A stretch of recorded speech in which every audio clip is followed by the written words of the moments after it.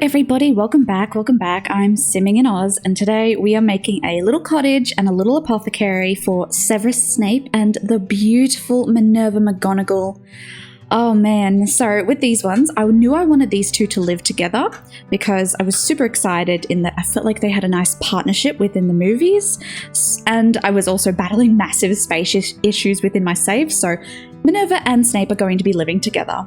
I also wanted to divide their living quarters. I didn't quite want them to live in the same cottage, so to speak. That just felt a bit weird. So I made them a side-by-side plot scenario, and I imagine it's a rental unit scenario, so they do share a driveway. And then Minerva has her little cottage. It's got this quaint little lake on it. And then Severus on his side has a very muggle-looking rundown flat that is also attached to a much more well-kept apothecary. And I sort of imagine that this apothecary is sort of his side hustle business when he's not at Hogwarts. And maybe he's got someone to run it while he's away at school, but it's his baby and his passion. I just wanted to give Severus something in his life that wasn't, the misery that he's got usually going on. So he gets an apothecary, which I think is very in theme for him. I feel like if he wasn't a teacher, he'd be an apothecary. So it's very on brand for old Snapey. And so we're starting off with Minerva's cottage. It's going to have a pond. Think real cottage vibes. So it's got mushrooms, it's got flowers, it's got beautiful tall trees. It's very cottage living. It's everything you could possibly think of. It's a quaint little cottage, and it's just everything cottage core. It's such a sweet little place too. I'm overly using my yellow flower bushes again. I apologize, I'm never going to stop. You can't make me, because they're just such a good space filler. And I did make her pond a little bit big to start with, and then I shrink it down some. But I wanted her to have a nice water feature. I do imagine that this is also a cat hangout as well. Like, Snape's going to be so pissed at his neighbour because it is a cat hangout on the lot panel. So I felt like that was very on brand for Minerva and her cats. That she's not a crazy cat lady. She does appreciate them and they appreciate her. Snape, on the other hand, is just a bit annoyed by the whole thing, maybe because his apothecary is overrun by cats. But that's also on brand for him. So, what are you going to do? I had this vision of making it all very run down, and it wasn't like Minerva's cottage, not run down, but a bit overgrown. Like, she does take pride in her living quarters, but she's not too fussed on the gardening upkeep, I don't think. But she does have some lovely ducks and some glowflies and everything, and I just thought it was super cute. And I love how their little shared driveway turned out. I do remember I put down some a cart filled with produce and stuff. I'm not sure if maybe Snape did that in his garden or Minerva did that on her porch, but there's some pumpkins there and everything, and I imagine it's a community little buy it and leave coin, an honor system kind of thing. It's not the thing they overly manage or anything, but every now and then it's got some coin in it, which is nice. And as for the cottage, real basics. So porch, kitchen, living, bathroom, office, miniature bedroom, all very cramped, all very stylish. Though I wanted to give Minerva's cottage a bit of a elegance to her. She's a very elegant woman. She knows what she's about. She was a mature witch, and her living space is quite quaint, but also very comfortable and not at all shoddy, I wouldn't say. So it's very heirloom heavy, I would say, but it's such a great little place, and I loved how it turned out. I did experiment with the white and cream aspect of the exterior. I haven't done that yet for anything, I don't think, and I just thought it turned out so nice. It does remind me of an Instagram cottagecore kind of thing, though. It's very girl Instagram kind of thing, but that just makes it fun. But it is incredibly sweet and everything, and I'm just obsessed with the tan roof tiles at the moment. They're just everything to me. I used them on Minerva's cottage, I used them on the Zabini castle. I'm not going to use them on Malfoy Manor because that is black as black can be, but Malfoy Manor is in the works at the moment, and I am just like, oh god, it's going to be so much. It's going to be so much work because they're so snobby and rich, and I'm like, all right, I can't not do this. It's just that they're going to have a lot of stuff, and it's going to have to be so stylish and everything. And I'm just like, no, I'm just going to go make a cottage, thanks. But no, I think it turned out so sweet, and I do feel like this little cottage and apothecary do fit into the neighborhood and everything, and I just like the idea that Snape and Minerva have their own little space. Albus, on the other hand, is down the street at the B&B, and they pretend he's not there. He's like, no, what? I can't imagine. No. I wonder where Albus hangs out on the holidays. No, don't even care. So yeah, I do like it, and I think it's really special.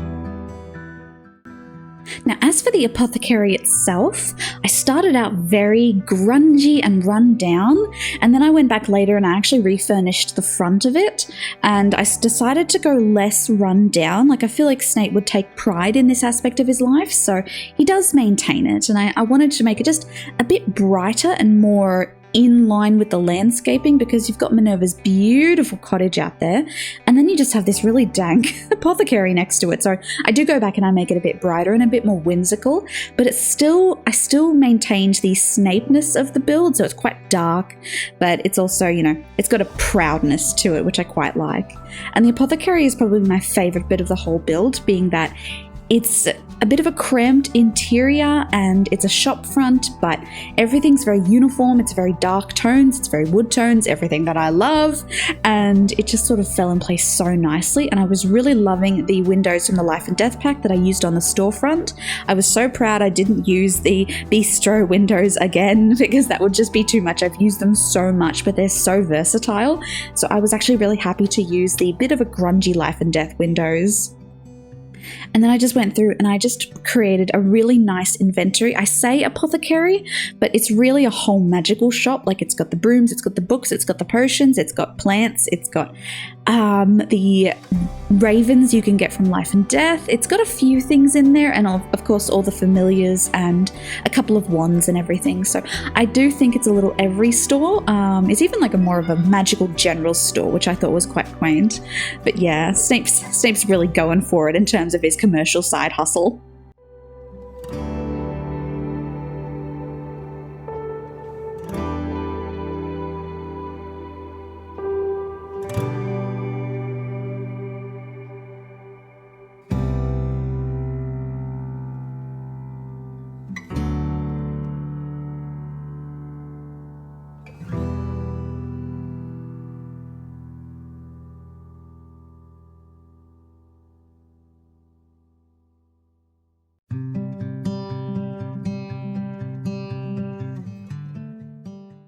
Now, I do jump over and I do go back to the cabin to create that first. That's because I wasn't quite ready to tackle the apothecary. And I had this burst of inspiration for built-in cabinets for her lounge room. So I go in and of course I make them green, because green built-in cabinets are everything on Instagram right now. And I am guilty of watching those videos so much. And so I decided to make these beautiful built-in cabinetries into her fireplace, and I thought it turned out so well. I do replace her fireplace to make it make sense a little bit more, but it starts off with just counters, and then bookshelf, and you just raise everything up, line it up, and make it look absolutely stunning. And then you sort of have to blend the rest of the room into it, because it can be very overwhelming just to have it on one wall and have everything light and airy for the rest of it. So I did have to tweak the interior of her house, but it still matches her vibe. Even though she is a Gryffindor, she is allowed to like green, and she does wear green, bless her heart, she's a queen. And I love that I put a mirror above her mantle.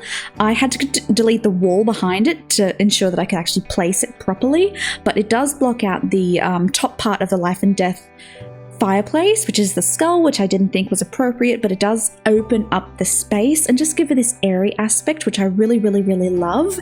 And then the rest of it is just plants, really nice wood tones, and some creams and some, trinkets and everything. She's got some tea, she's got some embroidery, and she's just stunning, and it's so tiny and cute and everything. So she's very much the cottagecore / dark academia vibes, which I completely fell in love with.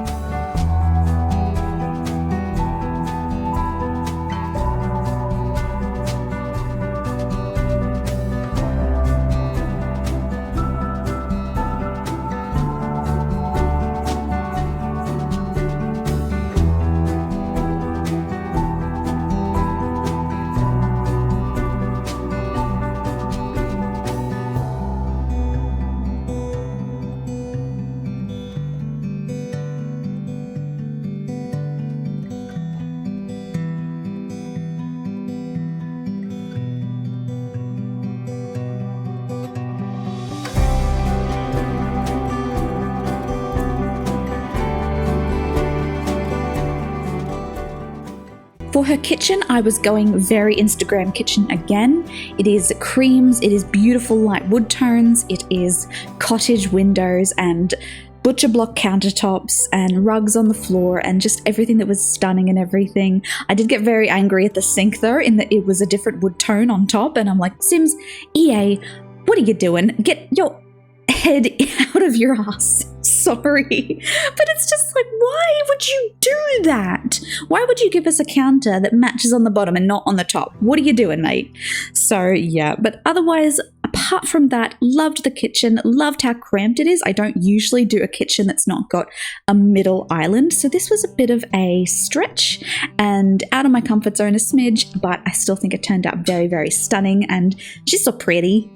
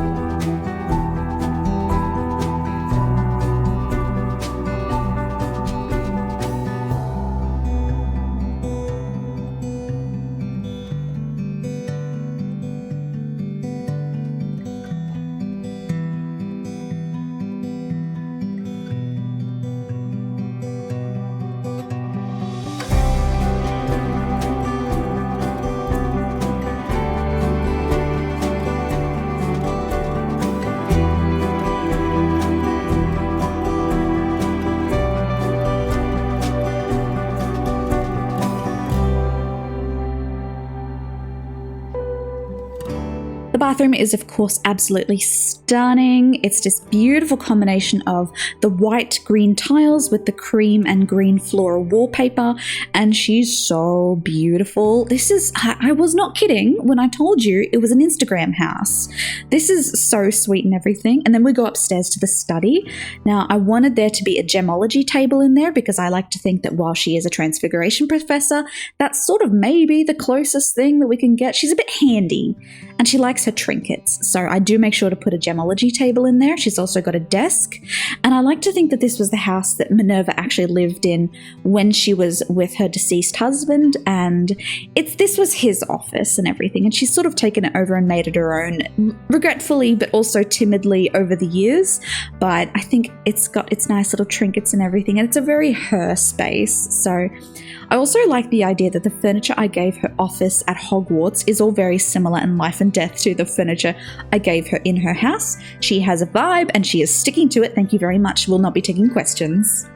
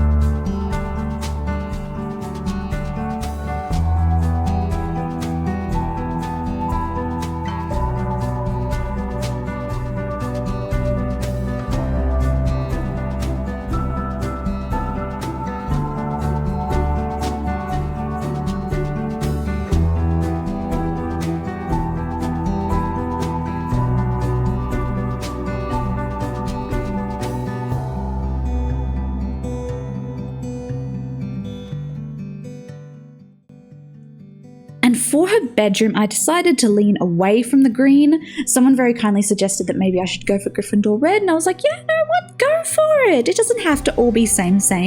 So again, with the light wood tones and the beautiful reds and the creams, and just sort of trying to make it fit the space. I was really struggling space-wise at this point. I'm like, I have to get the smallest bedside tables in here pronto, or this is just not going to fit. But she does fit, and she's very functional and beautiful and everything. And I'm glad Minerva just has this beautiful little space of her own. And she's so stunning. But I do love her little house. And I think even if people don't play it as Minerva McGonagall and they just want to download it and play it as some well-to-do rags to riches, maybe kind of scenario where someone moves into a cottage and they run the apothecary next door, because now we can have multi-function lots with the tattoo pack that is coming out in, I kid you not, 4 days, and I am counting the days. I am so excited to do some Death Eater tattoos and put them on all my Death Eaters, because then it's just going to tick a box in my brain that I needed ticked, because like at the moment, all the Death Eaters are sporting this flower tattoo on their forearms because it's the closest thing I could get to it. But you better bet your bacon that I am going to make a video on creating the Death Eater tattoo pronto. As soon as that pack is open, I'm out there doing that on the gallery, on my Sims. I can't wait. Just like chomping at the bit going, come on, release. Oh, better yet, EA, if you could pretty please make me an EA partner and everything and just give me the pack early so I can have a play. I don't even care. I'd pay for it just to get it early, just so I can get in there and fiddle. Come on. But no, I'm going to be very patient and wait like everybody else. But no, I have plans, EA. I have plans for you. Thank you very much. I'm liking what you're doing at the moment. Love you. Mwah. So at the moment, we are moving over to the Apothecary. And oh my goodness, when I said it was my favorite part of the pack, I was not kidding. It's okay, it's Dark Academia, but it's Snape Dark Academia. So it's got greenery, which I feel like is vital in every single one of my builds. I'm never not going to use greenery. And then out the front, I originally had it a lot more messy, but then I went back and made it a lot more uniform. So with the stalls out front, you've got some familiars, you've got some greenery. I love how I raised up the shelf of flowers or greenery and put it behind the desk. I just like that it's very stall Sunday market kind of thing. And then there's, goods under the desks as well. And, I do put pumpkins down eventually because I'm like, I'm not just going to make an apothecary and not put down pumpkins. It don't make sense, but I don't care. Doing it anyway. So it's fun, and I feel like the brooms on the window really just make it, and the skull above the door because it's Severus Snape, and hello, he's gonna have a skull above the door. I feel like it serves no purpose other than to freak people out. I also feel like, oh god, has anyone ever seen the show Black Books? I think it's English, and it's this guy who owns a bookshop, but he doesn't actually want any customers. He hates customers. So he'll do anything he can just to miss a sale and everything. I feel like Snape would be that guy. People would come into his apothecary and he'd be just like, oh, no, really? What are you doing here? How dare you? So yeah, he would definitely be a Black's Book kind of guy, but oh, that would be funny. But having a blast and putting down quills and everything, and of course potions. I got out the bottles you can get from, I think it's the Tartosa wedding pack, and they're meant to be secret messages. I've never completed that collection, but I am going to someday, maybe when I do my Super Sim, who knows. But yes, I've never actually completed that collection. I do not visit Tartosa often, but I will be in the future because that is the destination of my next big expansion into my save files. So it won't be Harry Potter, but we are building in Tartosa next. And as you can see, we're moving into the interior of the apothecary now. I wanted it to be wood paneling on everything, very dark, candles, grungy windows, and I wanted it cramped. So no open spaces for this one. It is pillars, it is steps and sections. So it's all really sectioned off. That front little hallway is absolutely cramped to the gills. You'll have to like hunch your shoulders as you go in. And there's also little staircases and everything. And it was very important to me that I fill all of the wall space just to make it feel really tall and like it's hanging over you. So that was really important to me, and I just love how it turned out. I do incorporate the built-in cabinetry that I tried out with Minerva's Cottage, and it turned out stunning, and it was really cool. I didn't do green though. I did like a nice brown and red kind of scenario, which I thought was really fun. Unfortunately, when I uploaded this build to the gallery though, I put down a lot of potions, and for whatever reason, The Sims does not like to keep the potions if you place them down. So if you download the lot from the gallery, most of the potions are just gone, and I don't understand why they do this. Is it because the people living at the lot haven't unlocked the basic magical spellcaster status to have made those potions? Because that is going to change super quick if that's the case, because Snape is like, he has to be a master potioneer. Are you kidding me? So that's another thing I have to go back and do at some point, is once I have finished all my Harry Potter builds, I have to go in and do the details. So I have to make sure everyone has the correct career, everyone has a wand, has maybe a broom, maybe, and all the relationships, all the clubs and everything. So the Death Eater Club, maybe a book club and everything. And I feel like I'm looking forward to that. Yeah, fill in the finer details before I move on to the next thing. But as you can see, it's all very uniform in our apothecary at the moment. It's wood tones, it's shelving, and I just felt like it all really just fell into place and came together, and she is beautiful. Love her so much.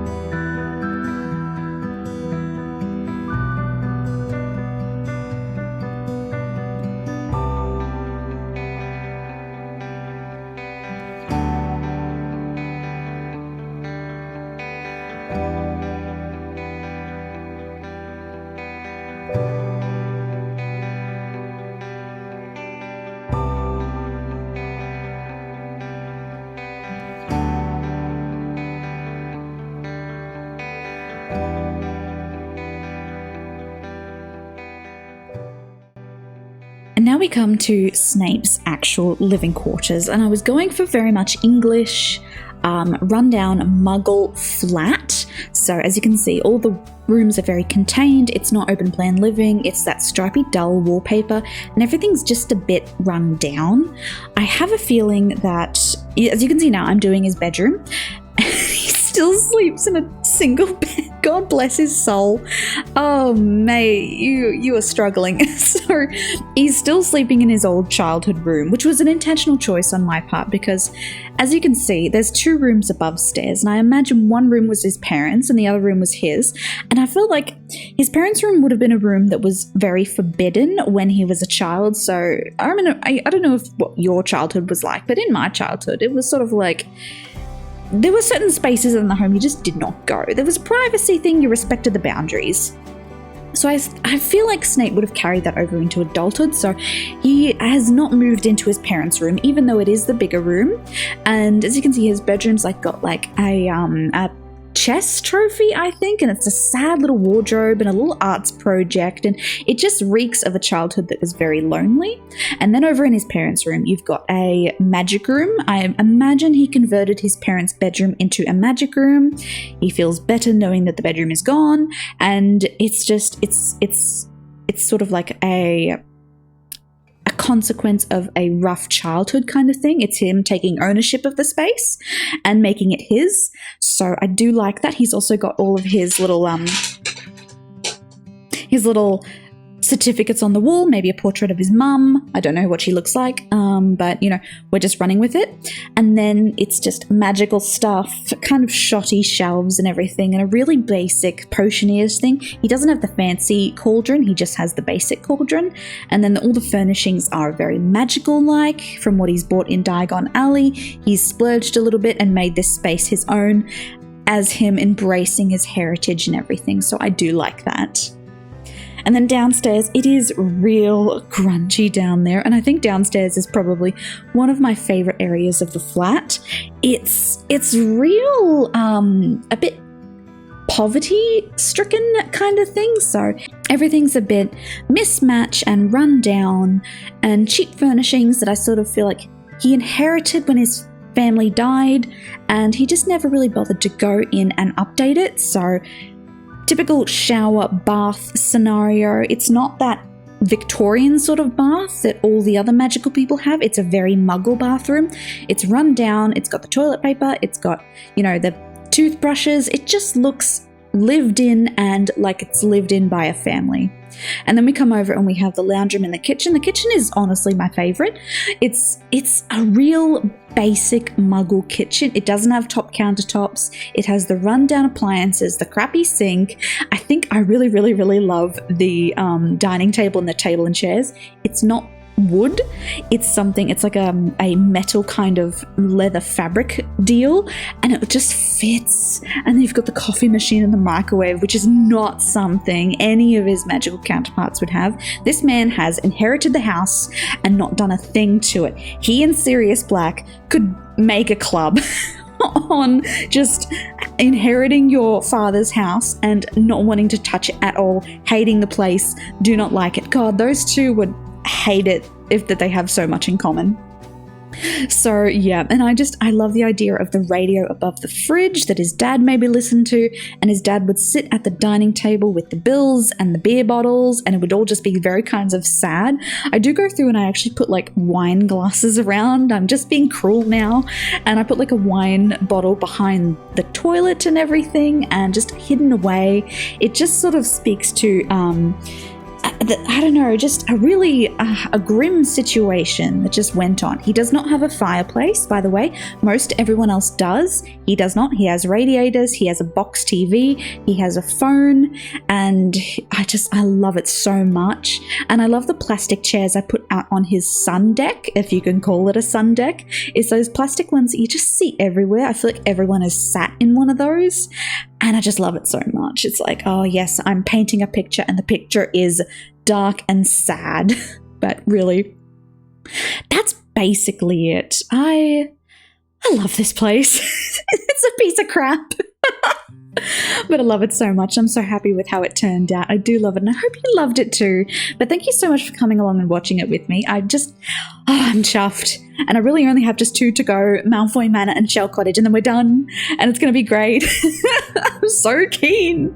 But thank you so much for coming along. I hope you enjoyed my cottage and apothecary. Hope you have a good day. Bye-bye.